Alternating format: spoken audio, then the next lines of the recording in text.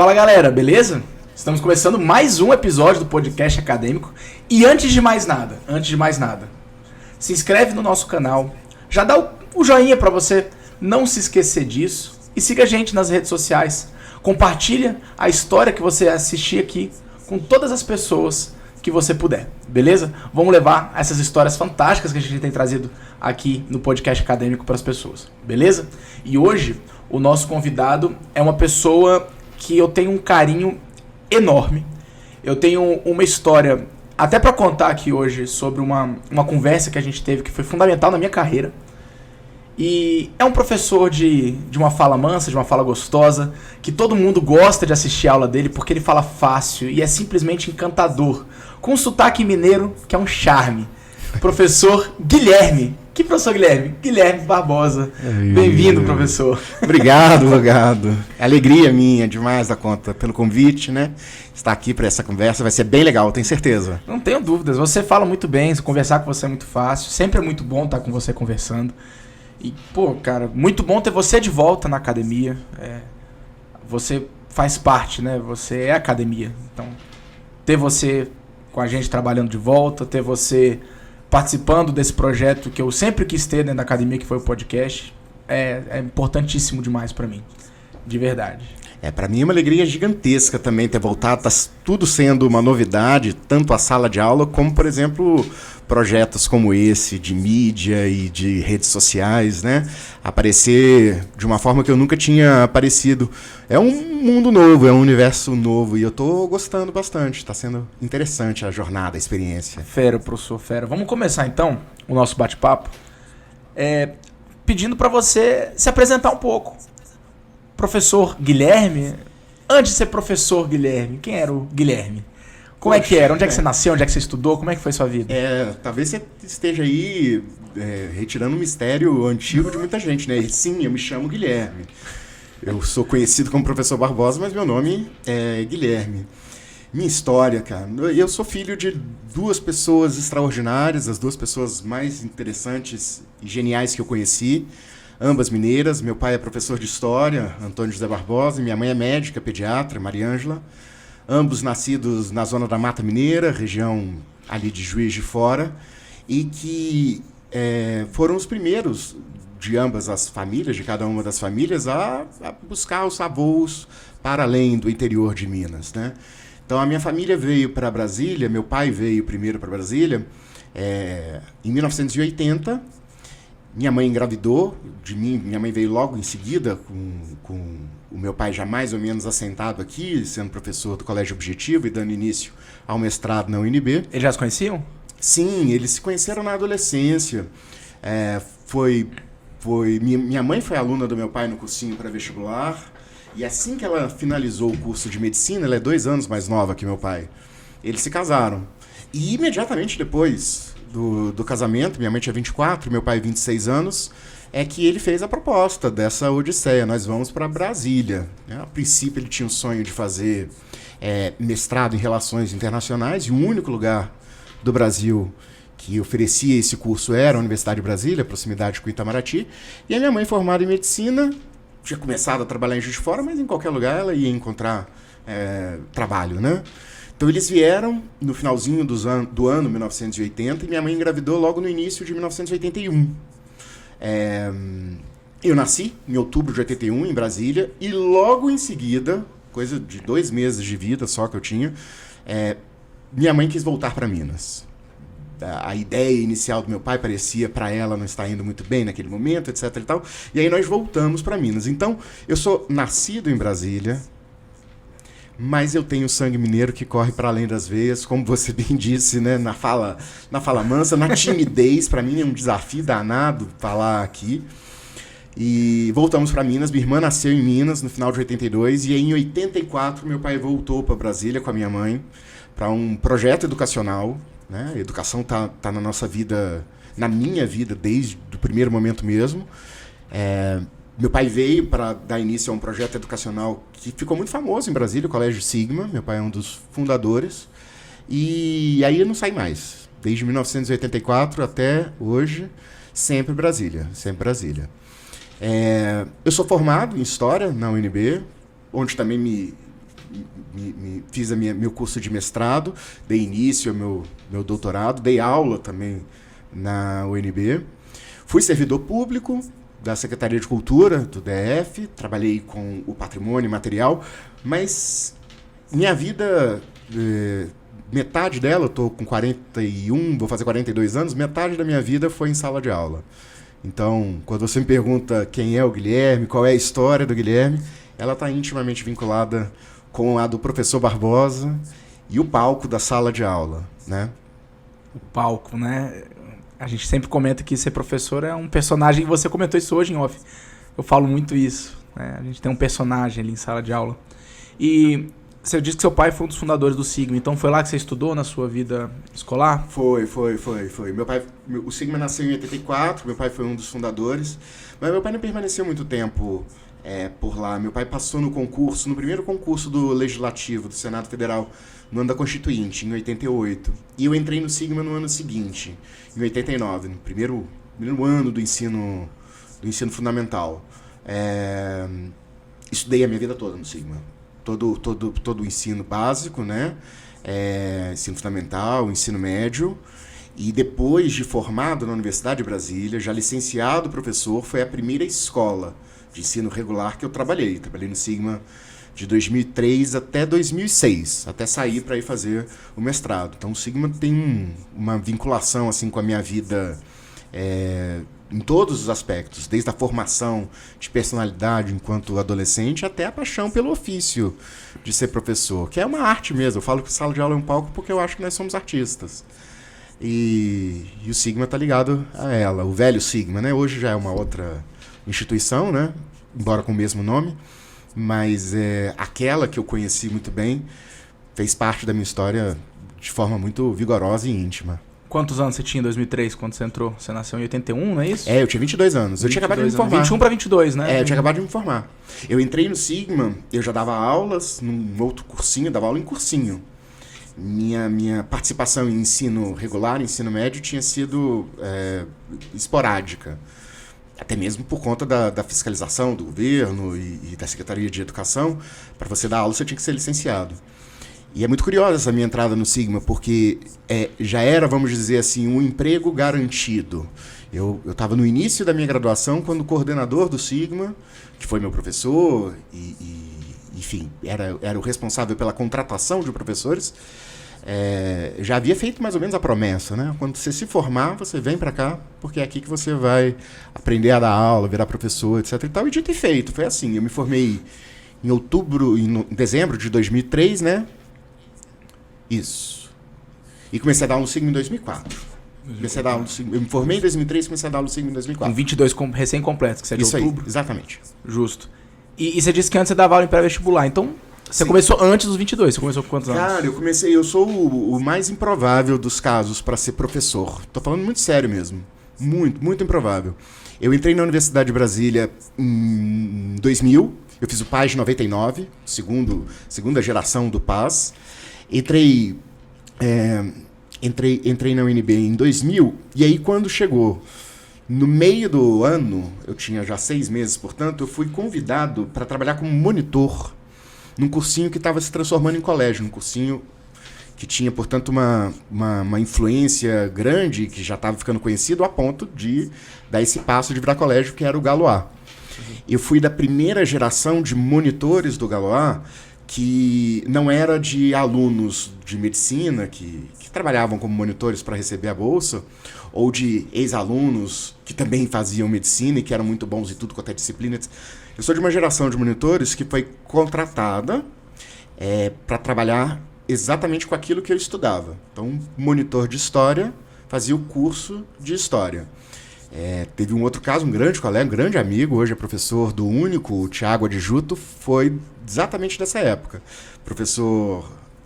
Monitor de redação e de língua portuguesa, e fazia o curso de letras. Por que eu te disse que é improvável a minha vida como professor? Porque eu tinha 3 meses só como monitor, e aí houve uma circunstância, um determinado problema, e o professor da escola e do cursinho o professor Anderson Batista, que depois vai fundar o Dinatus, teve de sair do curso do Galois. Batistão teve de sair do curso do Galois logo no primeiro semestre do ano de 2002. Ele teve que sair, do ano de 2001. Ele teve que sair assim em abril, no meio do semestre. Não tinha como contratar um novo professor. E aí me colocaram na vaga de professor do primeiro ano do ensino médio sem ter a licenciatura. Eu dava aula no primeiro ano do ensino médio, o coordenador assinava o diário e toda a documentação burocrática para mim, e ao mesmo tempo fazia minha carreira como monitor, e lá no Galois eles tinham correção de simulado todo sábado, e aí eu me sentia um professor, porque isso ficava a cargo do professor, a cargo do monitor. Então todo sábado, à tarde, reuniam-se assim na minha aula, na minha sala, para corrigir o simulado da semana anterior. Toda semana tinha simulado. Mais de 70, 80 alunos, e eu fui tomando gosto por aquilo, né? O que era para ser apenas uma resolução de itens de simulado, uma coisa meio prosaica, acabou se tornando regular dentro da grade horária assim, do Galois, e aí depois eu tomei gosto por aquilo. Achei a sala de aula extraordinária. E quando o Dinatus foi fundado, eu fui convidado para ser professor de História, ao lado do professor Batista e do professor Matos. Isso aconteceu no primeiro semestre do ano de 2000, segundo semestre do ano de 2002, primeiro semestre do ano de 2003. Então você com 21 anos, 20 para 21. Exatamente.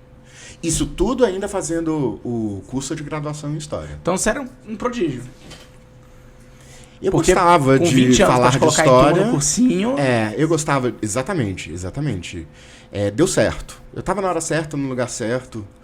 E, não sei, de certa forma ali eu fui descobrindo o ofício de dar aula como sendo algo que me trazia uma satisfação, um prazer. E ao mesmo tempo tinha um feedback, uma resposta muito positiva. Eu me sentia dentro da sala de aula, tímido que sou, com uma dificuldade gigantesca para me expressar, mas eu conseguia ali em frente, a 70, 80 alunos, transmitir algo que era bem recebido, e ao mesmo tempo eu sentia que fazia uma diferença no mundo. Eu sentia que fazia uma diferença no ambiente escolar, mas também nas escolhas de vida das pessoas, cara. Foram muitas, mas muitas as questões que eu respondi de estudantes, de alunos, sobre o futuro que eles deveriam seguir, sobre as questões existenciais. E nesse ponto eu descobri que também eu tinha algum tipo de gosto e de sabedoria, por assim dizer, e fazia diferença. Eu gostava disso, me fazia bem. E quando que você decidiu fazer história? Seu pai foi a grande influência, o grande inspirador? Sem dúvida. Mas é porque quando eu decidi foi muito em cima da hora. Foi, juro, na hora de marcar, na época de inscrição do vestibular, o curso.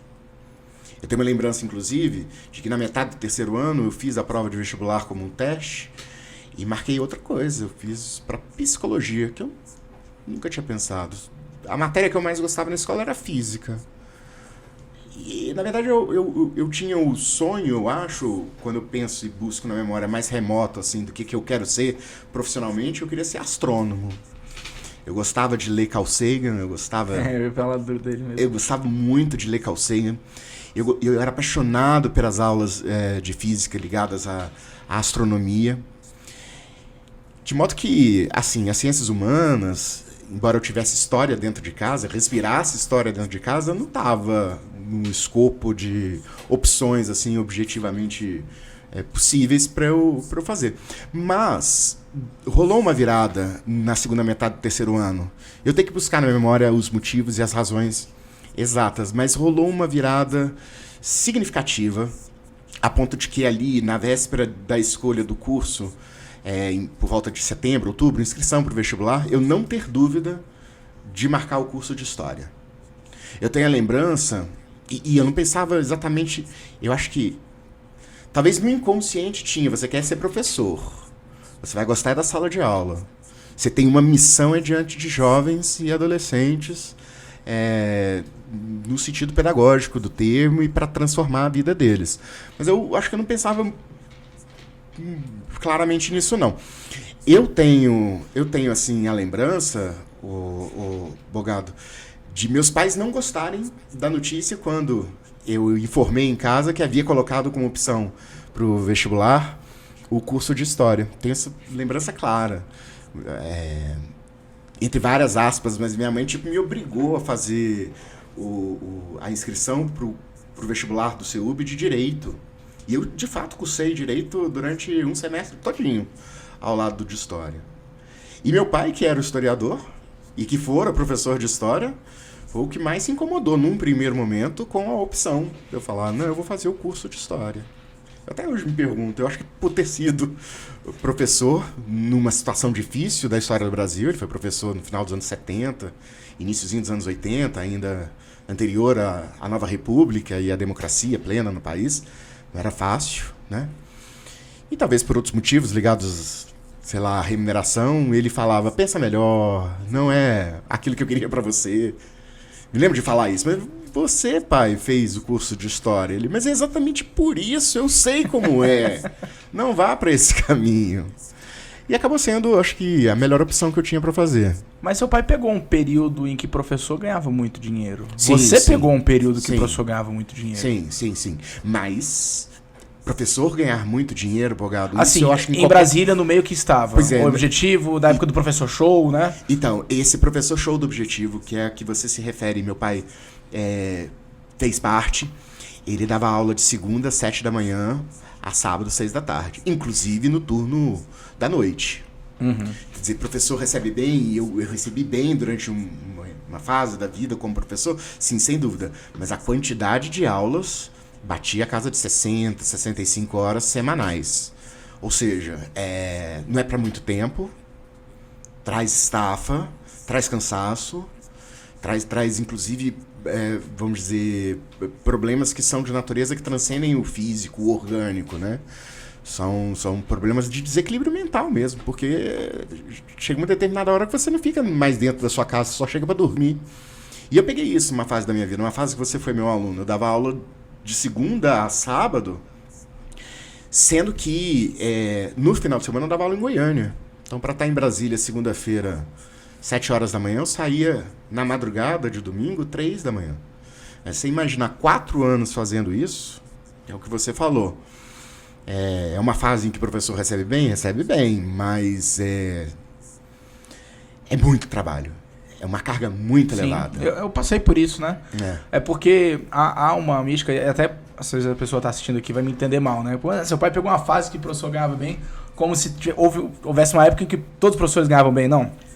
Meu ponto é que em Brasília houve uma época em que a gente tinha um curso, uma escola, né? Um curso/escola que dominou o mercado e que pagava muito bem. Era o objetivo. Exato. Meu pai pegou o apogeu do objetivo. Quando a minha família veio para Brasília, escolha para Brasília, eu nasci em Brasília por causa do objetivo. Aliás, tem uma história curiosa. No dia em que eu nasci em 29 de outubro de 81.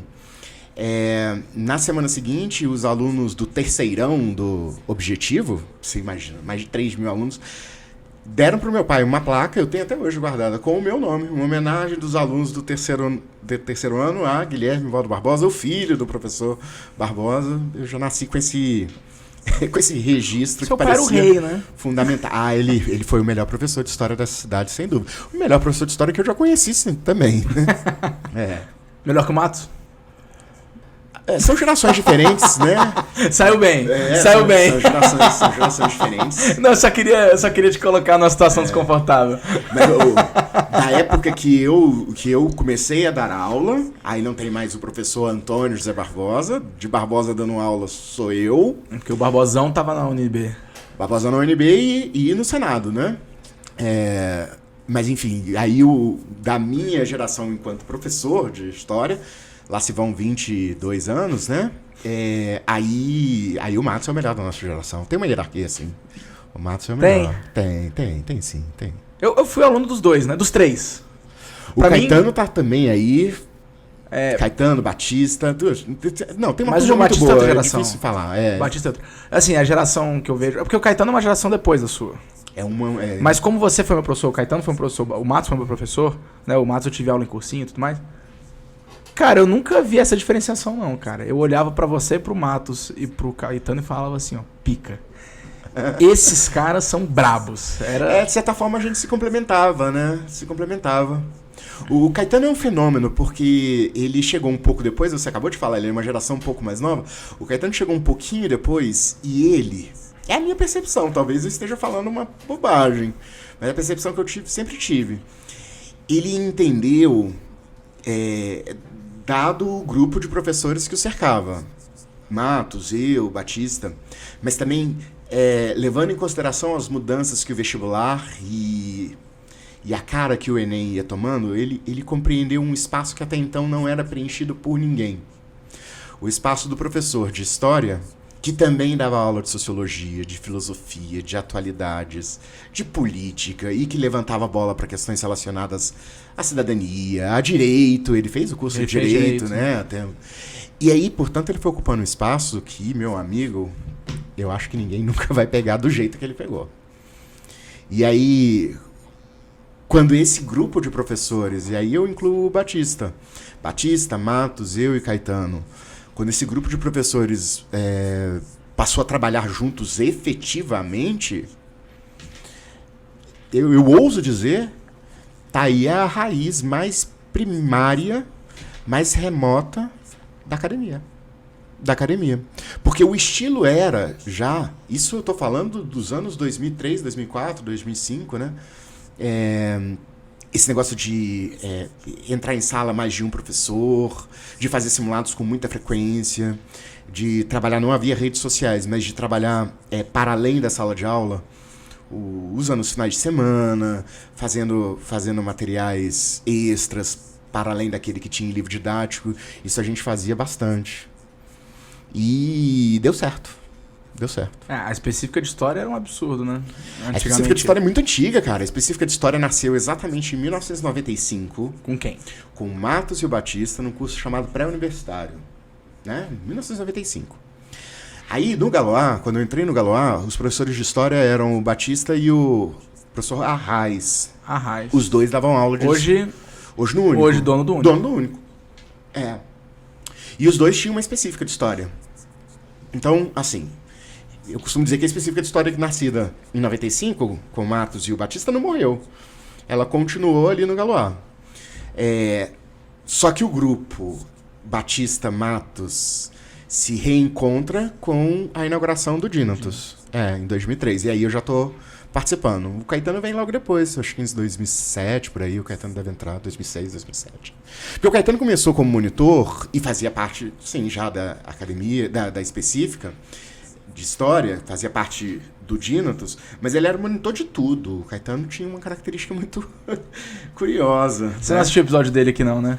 Não assisti. Ele conta essa história aqui. O Caetano era monitor de física, de química, de geografia. Eu acho que ele foi contratado como monitor de geografia até no primeiro momento. Mas enfim, entrou na nossa específica e acabou se tornando a figura mais importante. Sobre vários aspectos, aquele que coloca a mão na massa do ponto de vista administrativo, empresarial, etc e tal, esse é o Caetano. Ele conta, não esse ponto da parte administrativa, de que isso é o mais importante, eu acho que ele não falaria isso nunca. Mas ele conta a história de como foi que ele dava monitoria de tudo, ele acha que chegou a ser demitido e recontratado. Pro Batista. Exato, aconteceu uma história dessa. Ele conta cara, vou te contar como é que eu conheci, então, o Caetano mesmo. Porque tem íntima relação com a história da recontratação do Caetano. Eu, Bogado, desde o primeiro momento que eu comecei a dar aula, eu não tinha dúvida que eu gostava de dar aula, etc. Mas eu não abandonei o ensino superior, eu não abandonei a universidade. Sim. Então... eu fui fazer mestrado, eu participei de congressos, eu fui um dos presidentes da Associação Nacional de Historiadores aqui em Brasília. E aí teve um determinado momento, um determinado período do fim do meu mestrado, era o ano virada de 2007 para 2008, em que eu deixei a sala de aula, eu saí do Sigma e eu deixei o cursinho, passei a receber bolsa do CNPq, então era uma questão de natureza legal, mas também para me dedicar à escrita. Muito bem. Nesse período, o Caetano, já monitor do Dinotos, passou a ir ocupando mais espaços, pela sua competência, evidentemente, até que o Batista, eu não sei se foi nesses formatos e nesses moldes exatamente, mas chegou a propor a ele que entrasse em sala de aula no semestre seguinte. Se tipo seria... Ele falou com ele no final de 2007, seria em 2008. Muito bem. Nesse meio tempo, antes do Caetano entrar em sala de aula, eu acabo o meu mestrado e o Batista chega e fala, então você quer voltar da aula? Eu falei, quero, agora eu quero voltar. Então vem. Como é que eu conheci o Caetano? Numa reunião em que o Batista me coloca ao lado do Caetano, conhecer pra valer mesmo, e tipo pede desculpas pro Caetano, mais ou menos, falando assim, cara, você não vai começar agora vai voltar aqui o Barbosinha, mas você vai entrar logo, logo. E o primeiro contato foi do Caetano falando com aquele jeito dele, com toda razão, inclusive, né? Tipo, mas poxa, eu me preparei pra isso, como é que funciona a meritocracia aqui no Dinotos, etc e tal. E aí minha primeira impressão foi quase do tipo assim, antes de me apresentar ele, desculpa por qualquer coisa, mas logo depois ele adentrou, como eu te disse, né? Cara, o Caetano veio de uma escola do Dinotos, né? Que foi você. E é muito doido, assim, ver. Quando conta a história. Eu tava pensando enquanto você tava falando isso. Já veio aqui o Luiz Fernando, já veio aqui Caetano, veio você, veio o Neto. Cara, o tanto que as histórias são entrelaçadas, né? A maioria tem uma história inicial semelhante, que é como monitor. Eu tive aquela coisa improvável que eu lhe falei como monitor no Galois, e quando o Dinotos abriu eu já era professor. Embora um professor numa escala diferente da do Batista e do Matos. Eu entrava, para você ter uma ideia, aos sábados, para dar aula só de história contemporânea. Então era a clássica divisão História Geral Matos, História do Brasil Batista, ou vice-versa, não me lembro. Mas sábado, História Contemporânea era comigo. Por que eu estou te falando isso? Porque essa turma que você está citando, à exceção do Neto, que já como professor, eu vi todos, embora da mesma idade que eu, um pouquinho mais novo do que eu, mas eu vi todos começando como monitor. Inclusive o Luiz Fernando? Não, o Luiz Fernando veio como professor também, Só que o Luiz Fernando não veio... o Luiz Fernando é um pouquinho mais velho do que eu. Não, olha os cabelos brancos do Luiz Fernando. Não. O Luiz Fernando é um pouco mais velho, mas o Luiz Fernando ele entrou no Dinotos depois que o Dinotos foi inaugurado, uns 2 anos depois que o Dinotos foi inaugurado. Sim. E entrou como professor também. Mas, então, talvez tirando esses 3, dos que você citou, todos os outros tiveram uma trajetória começando como monitor. Inclusive eu. Inclusive você.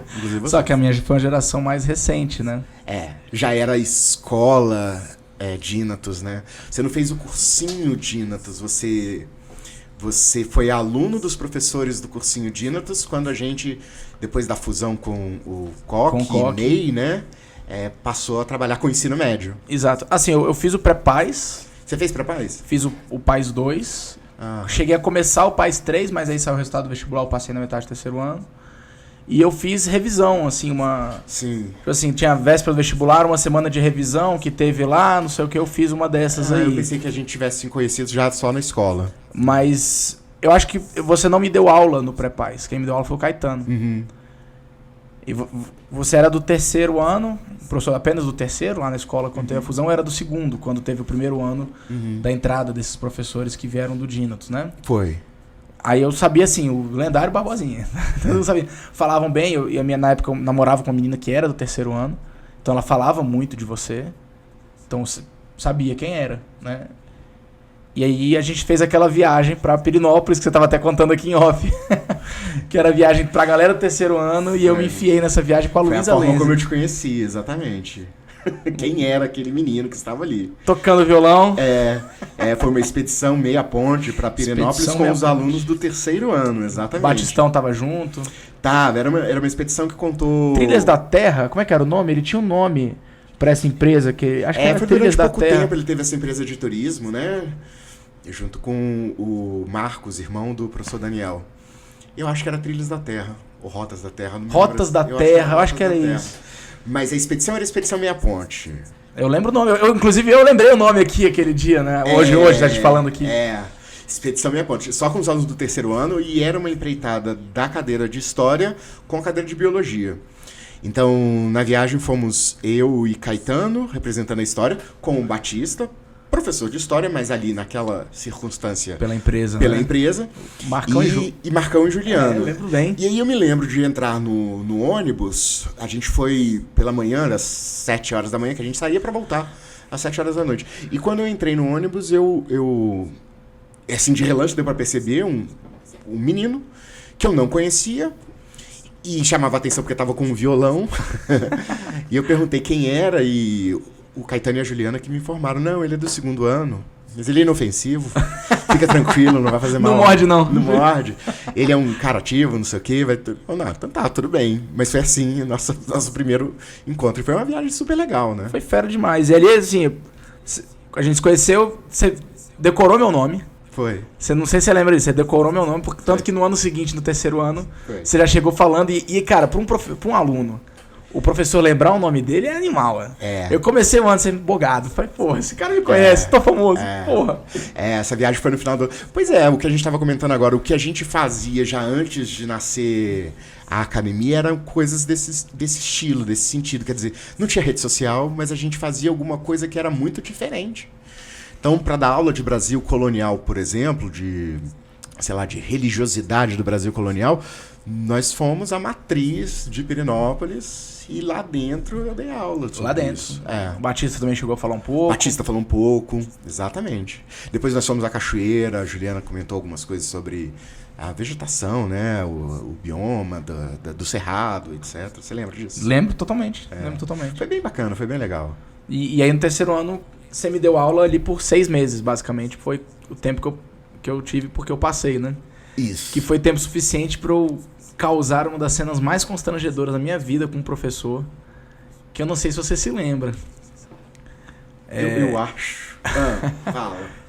Eu tava sentado na cantina lá do Dinox. Lembra aí. Você tava conversando com a Lia. Com um suco de cupuaçu? Um creme de cupuaçu. Porque não era um suco, era um creme. Não bastava ser um suco à base de água, era a base de leite.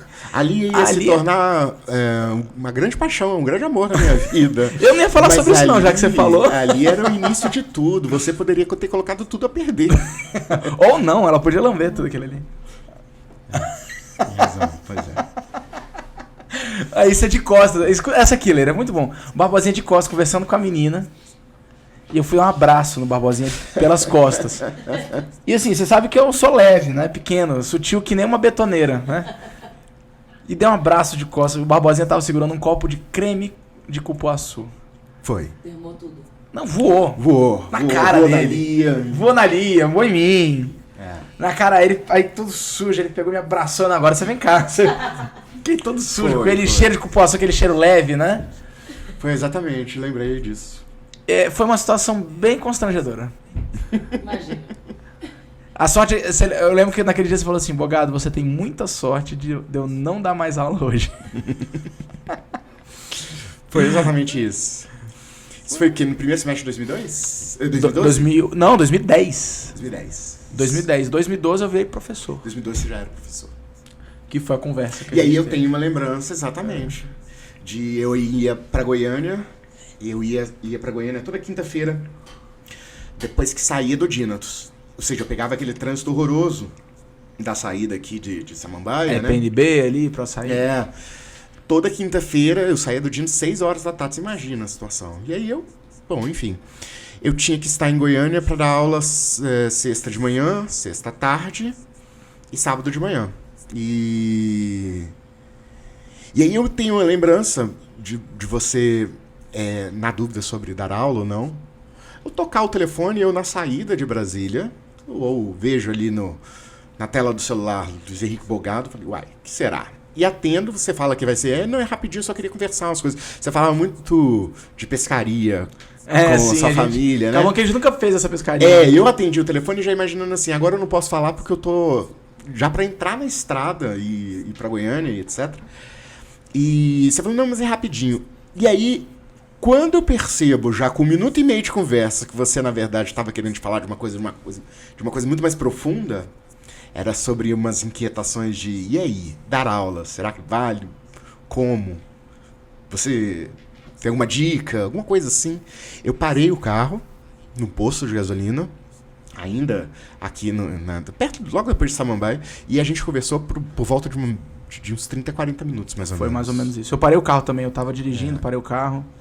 Eu não me lembro de detalhes da conversa, mas eu me lembro de, ao final da conversa, e talvez assim eu tenha começado inconscientemente nosso papo de agora, eu acho que eu fiz alguma diferença, ao lado de outros tantos que certamente tiveram influência na sua vida, fiz alguma diferença na cabeça de uma pessoa que vai ser muito importante para outras tantas pessoas. Se fosse perguntado assim, sabe, se vale a pena dar aula, bicho, quando eu olho para uma pessoa que nem você, que foi meu aluno e virou esse professor, com esse tipo de visão do mundo e da educação, claro que vale a pena dar aula. E um dos capítulos desse nosso encontro foi exatamente essa ligação, né? Cara, essa ligação foi determinante. Eu lembro. A gente... É porque eu ainda não... Eu nunca falei aqui, né? Eu sempre ouço e falo muito pouco, mas... E eu tava aqui gravando o episódio da Letícia e aí, por exemplo, ela comentou que faltavam poucas horas para ela poder mandar o recurso de uma redação para ela ser aprovada, e ela mandou uma mensagem para a Carlinha à noite. A Carlinha parou, ajudou ela a fazer o recurso com pouco tempo. Ela mandou o recurso, a nota dela chegou quase no gabarito por conta desse recurso e foi o suficiente para ela passar no vestibular para medicina. Cara. E eu, na hora eu refleti assim, falei, cara, às vezes a gente não tem dimensão do que uma palavra, do que uma atenção que a gente faz na vida de uma pessoa, né, que a gente dá para uma pessoa, que a gente o que vai mudar na vida dela, sabe? A atenção que a gente dá a uma conversa, você parar o carro ali para me ouvir e conversar comigo por 30 minutos, talvez tenha sido um dos motivos de eu estar aqui.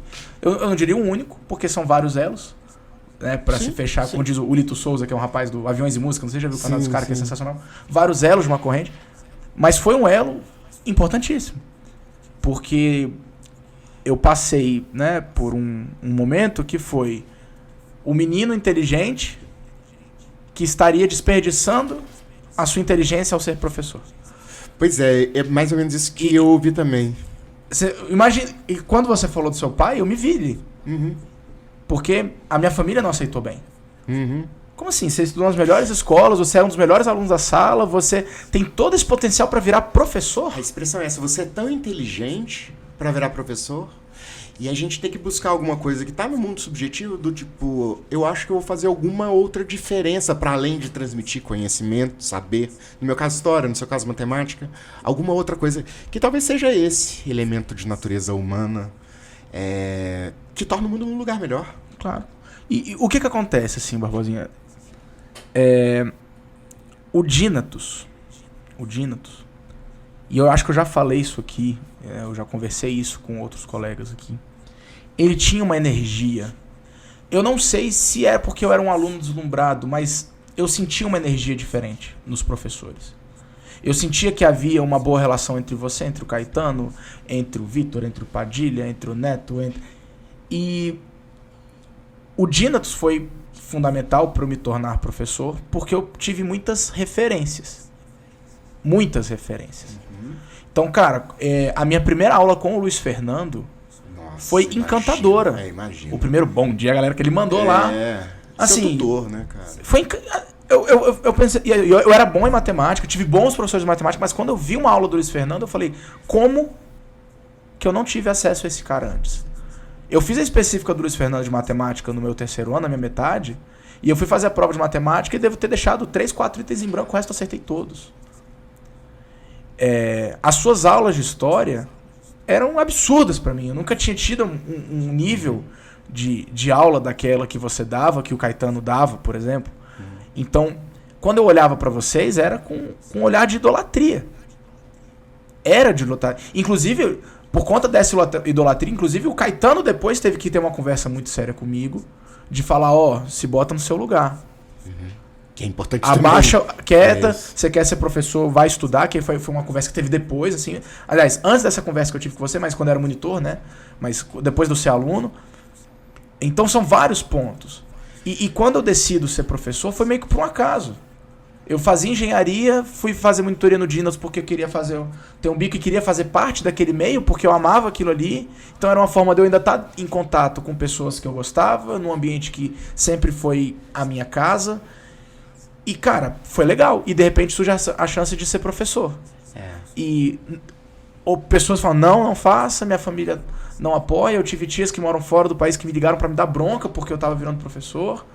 E eu já não queria mais fazer engenharia, porque eu tinha passado pra engenharia. Só que no meu coração eu queria ser professor. E eu não encontrava apoio. Não dentro da família. Não dentro, assim, de amigos, pais de amigos. Era muito difícil. E, cara, em quem que eu fui buscar esse apoio? Nos professores. Nas minhas referências. Pois é. E você era uma das maiores. Eu digo que naquele momento, e não é demagogia, não é demais, e talvez eu nunca tenha te dito isso, você e o Luiz Fernando foram as duas figuras mais importantes. Que legal, que bom ouvir isso. O Luiz Fernando, pelo pai que ele foi, né, a forma com que ele me acolheu e me ensinou e me deu a chance e falou, vai que dá. E a conversa que você teve comigo. De falar assim, não, cara, você pode transformar vidas, você vai ter essa dificuldade, tem esse negócio, você tem que estudar, não é fácil, o Luiz Fernando estuda. Você falou muita coisa pra mim que foi importante, mas que naquele momento acalmou meu coração. Então, é importante demais. E eu não estaria aqui, provavelmente, se eu não tivesse tido essa conversa. Porque aquele dia eu te liguei, eu estava desesperado. Eu estava dirigindo. Pois é. Eu tinha saído do Dinos, eu estava agoniado com toda essa situação efervescente que estava de ser professor, não ser professor, continuar, porque eu tive já a chance em sala de aula num colégio lá no Lago Norte, e a pressão da minha família e as coisas ali, e eu perdido. E eu tinha saído do Dinos, eu lembro que tinha acontecido alguma coisa, eu estava com o coração... E eu, cara, eu preciso falar com alguém. E eu falei, cara, eu vou falar com uma referência, o Barbosa. Pois é, eu tenho essa lembrança é como eu te disse, não lembrava do conteúdo da nossa conversa toda, mas eu lembrava bem do essencial. Ele estava com a dúvida de, cara, mergulho no mergulho nessa trajetória de virar professor de história. O professor de matemática. Professor, educador. E você estava no melhor lugar de todos, pelo menos que eu conheci. E olha que eu conheci muitos lugares. Eu dei aula em muitos lugares. Mas nenhum curso, nenhum ambiente preparou tão bem professores, construiu tão bem professores como o curso Dinotos. Acho que Daniel Batista e Neto, né, que era a trindade da direção, nem tinham a dimensão do que eles estavam ali construindo e fizeram muito bem. Que foi exatamente um ambiente no qual aqueles que querem se tornar professores vão encontrar todas as condições, todo tipo de estímulo, de conselho, enfim, de orientação, de orientação, apoio, né? de ajuda, de ambiente, para seguirem adiante. Eu me lembro que a gente falava muito no início de cada semestre, né, em sala de aula, quem é que quer fazer medicina, a grande maioria, nesse curso sempre foi assim, né, direito, etc. E eu gostava de perguntar, quem quer ser professor? E não aparecia ninguém. Eu às vezes até insistia um pouco, de maneira provocativa, né, quem quer ser professor de história? E ninguém mesmo. Mas por que eu tô falando isso? Porque dali ao final daquela sala de aula de cursinho, em que no início do semestre ninguém levantou a mão para professor, saíram grandes professores. Boa parte dos melhores professores de Brasília. Ou uma significativa parte de bons professores de Brasília, direta ou indiretamente, teve sua trajetória vinculada àquele universo da monitoria e um tipo de colaboração, de tutoria, de conselho, de amizade, de puxão de orelha, como você disse, o Caetano o fez, né? Com professores que tinham como preocupação algo que ia além de apenas entrar em sala de aula e ir embora para casa depois. Não.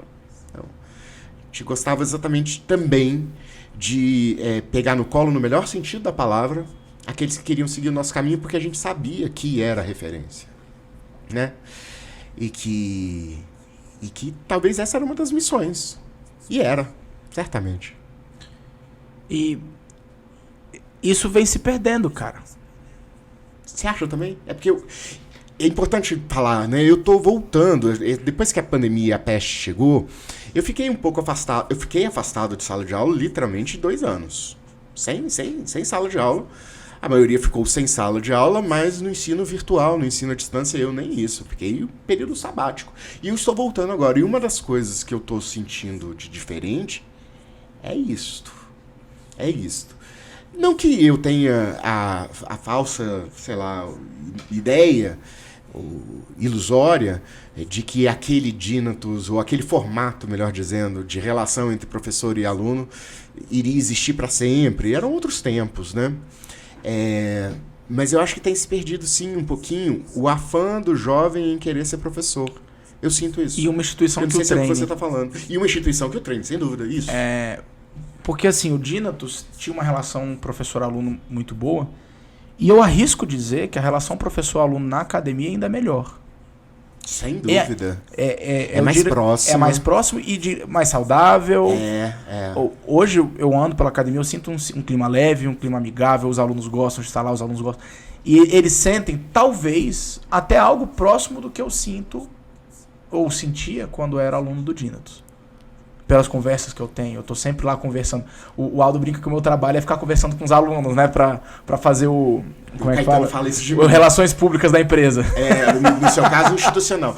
O Caetano fala isso muito de mim dentro da específica de humanas. Um dos trabalhos mais importantes é o de ficar se aproximando e conversar sobre questões aleatórias, sim, eventualmente, né? É importante. Mas claro, para que, enfim, a gente construa laços que sejam de confiança. É muito importante isso na educação. Sim, exatamente. O aluno vai passar o dia dele ali, durante o ano inteiro, vai ser a casa.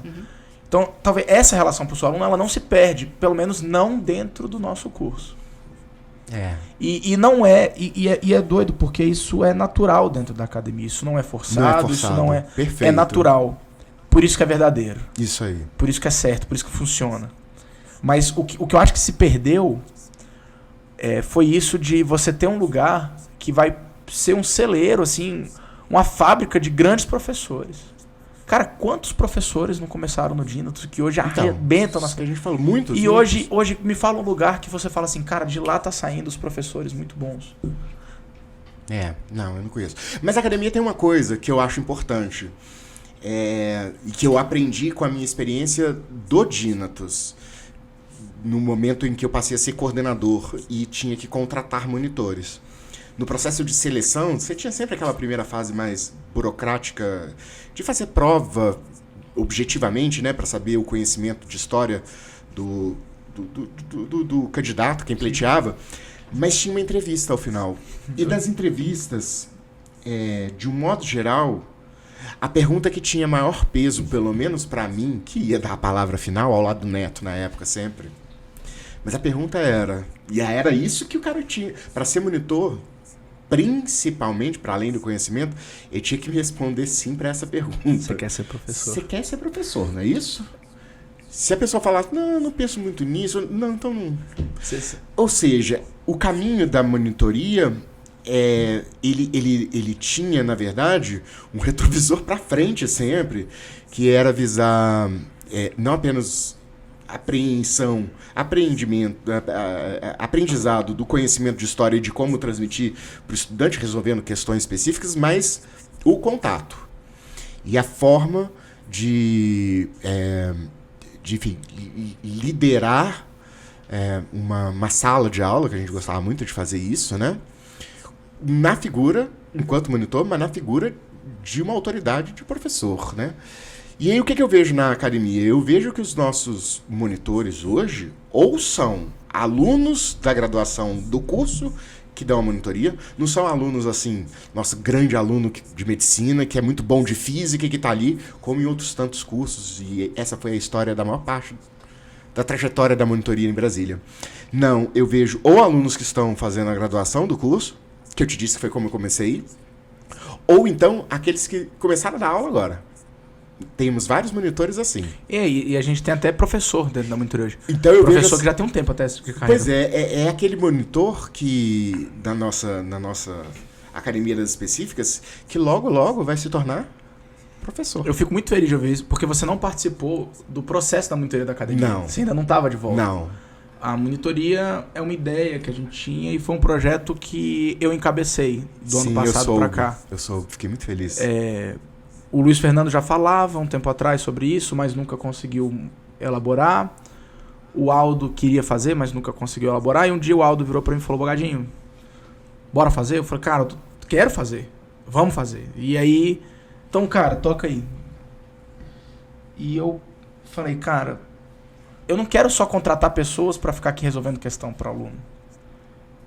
Eu quero que, por mais que na academia eu não vá conseguir dar vaga para essa galera em sala, porque é muito difícil que um professor saia da academia, eu quero que, se ele sair daqui, que seja para voar em outro lugar. Perfeito. Que seja assim, cara, você conhece alguém para entrar aqui? Eu tô precisando.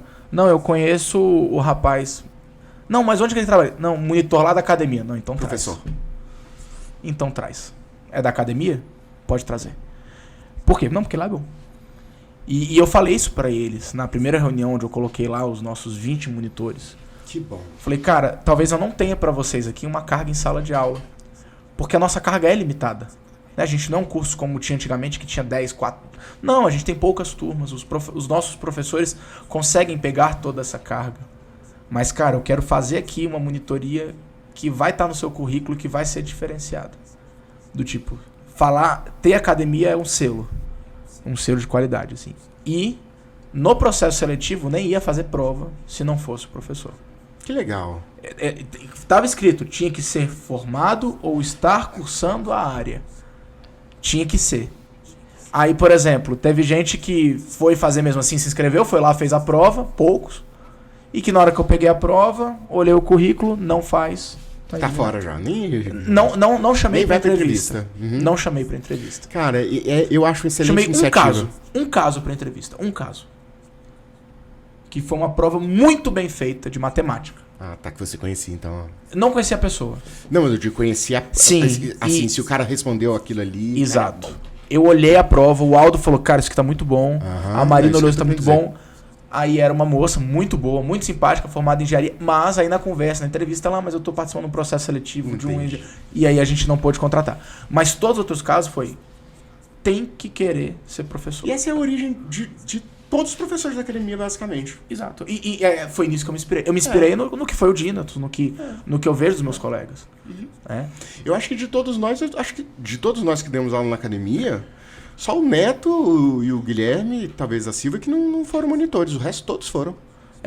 Eu não sei a história, por exemplo, do Guilherme, né? O Guilherme é o que eu conheço há mais tempo. Porque o Guilherme, quando eu conheci o Guilherme, quando eu entrei no Galois, eu comecei como monitor no Galois no ano de 2000. O Guilherme dava aula no concorrente, junto com o Neto, no NDA. Mas ele tinha vários amigos próximos que eram professores do Galois e da cadeira de humanas. O Batista, o Thelmo. Nós fizemos um aniversário juntos. Eu, Batista e Guilherme Guiar fazemos aniversário na mesma época. Na última quinzena de outubro. O Batista é 24, eu sou 29, eu acho que o Guilherme é 26, eu acho. Eu sou 20. Por ali. E o Neto também é nessa época. Nós fizemos um aniversário juntos. Aí eu conheci o Guilherme Aguiar antes de conhecer todo o restante dos professores que estão na academia, que você conhece. Foi dos que estão na academia, o Guilherme que eu conheço há mais tempo. E tem uma voz rouca e uma forma de falar que é encantadora, né? Ele entende literatura pra caramba. A aula dele é encantadora. É impressionante. Assim. Mas é isso, cara. A minha ideia da monitoria era, cara, ser referência.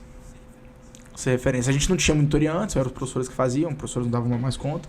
Vamos fazer. E tá legal, cara. Eu tô ouvindo coisas muito boas. Por exemplo, quando nós temos os nossos plantões. Beleza, eles têm o seu objetivo e etc. Mas eu percebo que boa parte do fluxo que seria em condições normais de temperatura e pressão para um plantão já é filtrado na monitoria.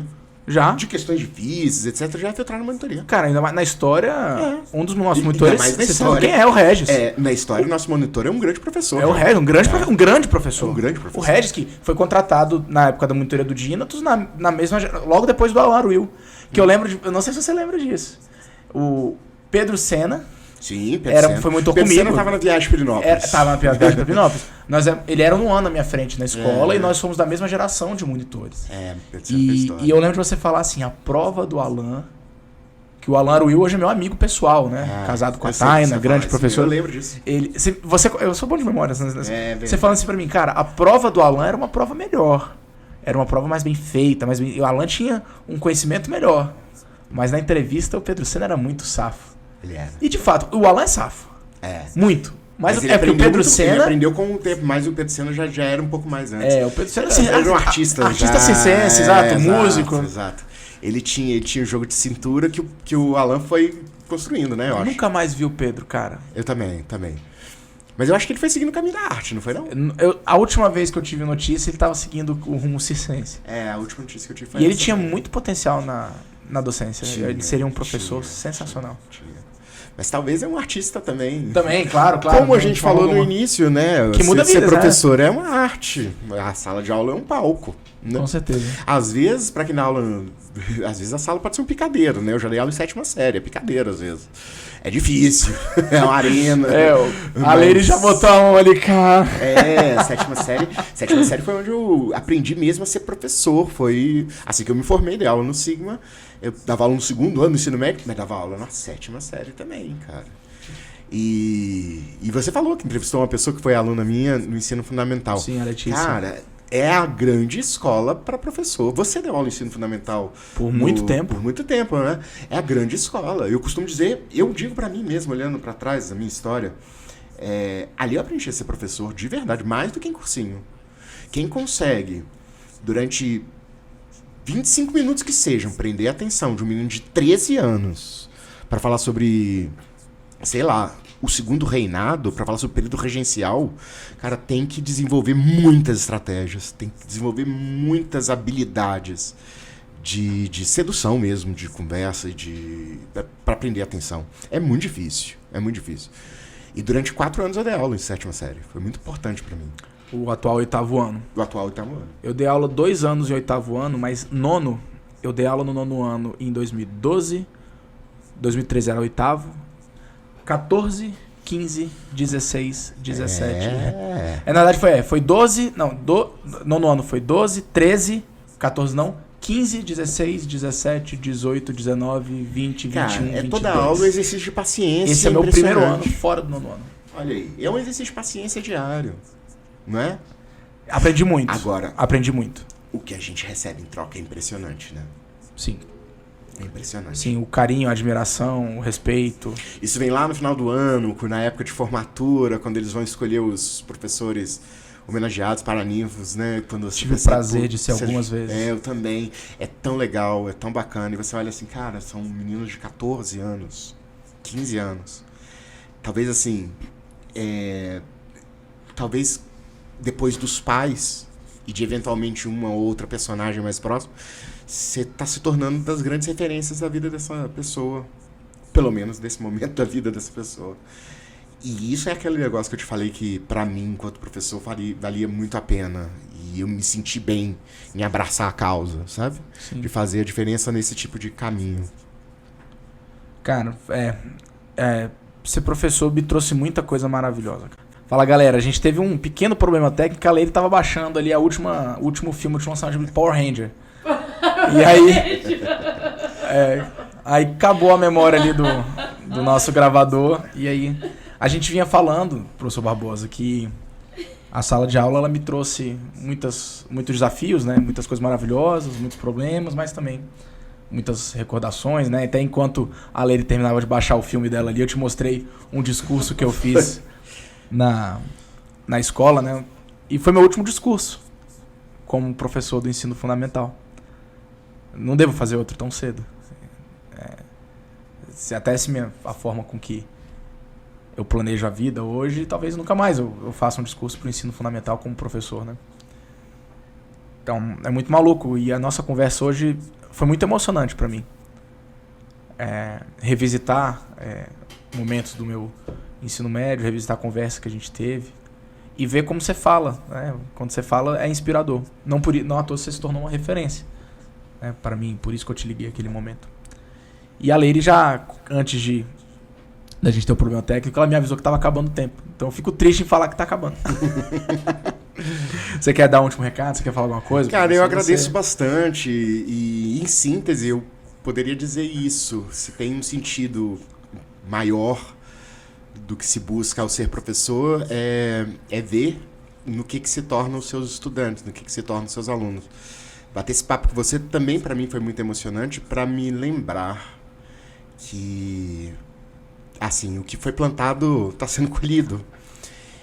E que a minha profissão, a profissão que eu abracei, é uma que transforma vidas, que transforma o mundo.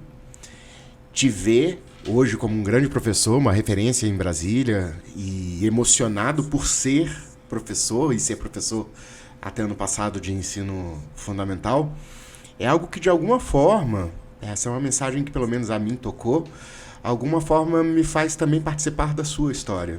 Sem dúvida. Entende? E, cara, não preciso mais de nada não para ter certeza de que fiz a opção correta, quando lá atrás, né, subvertendo mesmo a ordem do que estava destinado para mim em tese, na cabeça dos meus pais, eu escolhi ser professor. Sem dúvida. Cara, quantos professores estão hoje na cidade aí que você inspirou? Na academia você tem 2. Né? Isso mesmo. Dos 4 sócios, 2, você tem uma parcela importantíssima. Você falou de educação, né? Mudar o mundo. Na verdade, educação muda pessoas mudam o mundo. Paulo Freire. Paulo Freire. Que hoje é até proibido falar sobre ele, né? Da galera que não gosta. Nós temos uma caneca na academia, eu e Luiz Fernando, com a frase dele. Com certeza. Exatamente.